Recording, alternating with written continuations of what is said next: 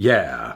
Hi everyone, Anthony Fantano here, the internet's busiest music nerd, and it's time for a review of the new Nas album, King's Disease 3. This is a brand new record from Nasty Nas, Escobar, who is currently on a creative streak with a series of albums produced by in-demand producer Hit Boy. We had the Grammy Award-winning King's Disease 1, the even harder and more gratifying follow-up King's Disease 2, and now a third installment where it looks like Nas is messing around even less, as we have 16 tracks on this thing, not a single feature in sight, which, if anybody is going to carry an album who is still active in hip-hop today, it's going to be Nas, of course. But still, raw-dogging a record like this is kind of going against the grain, especially as it's always presumed that artists who are of Nas's generation kind of need that young blood on a record in order to generate interest and get people listening to it. Cue 21 Savage's recent comments about how Nas isn't really relevant, he just has a very loyal fan base. But no matter what your opinion is on Nas's current level of popularity, it's clear he doesn't give a fuck. He just has him and Hit Boy on this record doing their own thing, and that's it. Energy-wise on this thing, Nas continues to sound revitalized, just as he has on the two previous KD records. However, it feels like at this point he's got a lot of the nostalgia stuff out of the way this time around. On the track Reminisce, he even says, and I don't like to reminisce because what we're doing right now is really lit. And not that it was a bad thing when he did on previous KD albums. It was great getting Nas's perspective as a veteran of the game on things new, on things old. We even still get bits of that here on tracks like First Time, for example, where Nas goes back into the past and touches down on a lot of things, but especially what the feeling was like the first time listening to Nas's music. So yeah, while that element of Nas's thought process in these KD records has not gone away entirely, it's still cool to hear him at a point where he is living a bit more in the present because his consistency is so good at this point that he can just kind of be. There's the opener, Ghetto Reporter, where Hit Boy brings some very classic bumping drums and piano chops. The track is a very hype and glamorous introduction, and essentially Nas brings us a vibe check on his current self, reflecting on exploitation within the hip-hop industry, his recent output, his storytelling ability, and he even says KD3 goes harder than the previous two, and off of the opener, I suppose so far he is correct. And this track is one of many on this record that really kind of feels like a victory lap for Nas. Nothing too focused or specific, really just a celebration of how well he's doing creatively and personally. I'm on Fire is pretty much the same thing, but different vibe, different flow, different instrumental, just as good. There's also Legit, which is a track of transition, where Nas cleverly reflects on going legit from street life to music, with lots of witty bars highlighting the contrast between the two. Hit Boy kills it with another beat on the song THUN. We have very light drums on this track, some weepy synth leads, some random chops from the classic ESG song UFO. The whole instrumental honestly sounds like some underground MF Doom type shit. But the slang on this track and the way Nas describes some of the imagery, it gives the song an amazing sense of place, as it's essentially a tribute to his stomping grounds. And the impact Queens is even left on his senses as he describes still being able to hear the subway wheels on the tracks. By comparison, the lyrical focus on Michael and Quincy isn't quite as strong, but it's still a banger. Pretty much a great show of the chemistry between Nas and Hit Boy. I don't know if I would go as far as to make the Michael and Quincy comparison as he does in the lyrics, but the hypnotic loops and flows that are brought to the table on this one are some of the best on the record. On 30, Nas flexes his consistency and success over the years, which is all happening over this huge, big, lumbering trap beat, something that sounds like it would be on a Rick Ross record in the early 2010s. It's not bad, but far from my favorite cut on the record, as I don't think this kind of instrumental sees Nas playing to his strengths.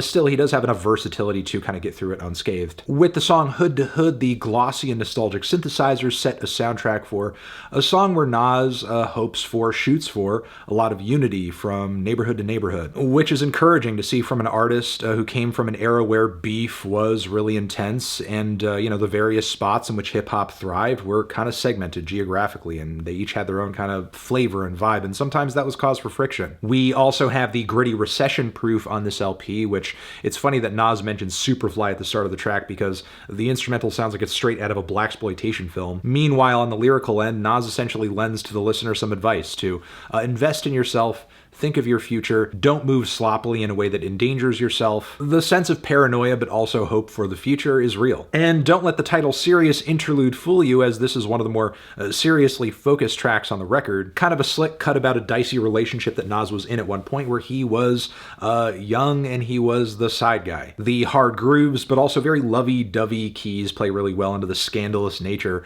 of the story he's telling here. And believe me, he tells it really well. Once a Man, Twice a Child is a profound reflection on aging, being in your youth, being in your prime, and then your twilight years, putting you back in a position of vulnerability as if you were in your youth again. And not only is it one of the most well-spoken tracks on the entire record, it hits especially hard from a guy who's in an industry where, you know, once you've hit 30, you're essentially old as dirt, which records like this pretty much prove that is very much not the case. With Get Light, we have some tasteful jazz rap with some dance grooves and some cool sax licks. Not one of my favorite tracks on the record lyrically, but even a so-so Nas song on this LP is pretty great, much better than most of what you're going to find out there. And meanwhile, Beef is a really smart concept song where Nas is rapping from the standpoint of beef itself, as if it were a sentient thing, which I think is maybe the smartest way you could go about it. Now, with that being said, loved the vast majority of what is on this LP. Maybe not super thematic, maybe not the most consistent flow from track to track to track. Feels, you know, kind of like a potpourri of various cuts and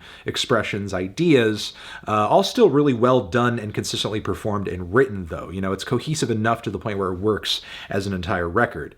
But still, there are some tracks here that I was not super crazy about. Reminisce, that I mentioned earlier, I think has a good enough start, but the attempt at, I don't know, kind of a lovey-dovey topical switch on the back end along with like this buttery drill beat, I don't think quite worked. There's also WTF SMH, which even though there are elements of this track that I like, I feel like the, you know, like spelled out LMFAO chorus on the song is kind of a non-starter, and for Nas to be rapping these unironically, it just comes off really awkward. And there's also Don't Shoot, which I think is kind of a weak attempt at a closer. It does start off strong enough with Nas lyrically embracing pacificity, but then eventually we go into this beat switch that kills a lot of the momentum of the song, whatever it had up until that point.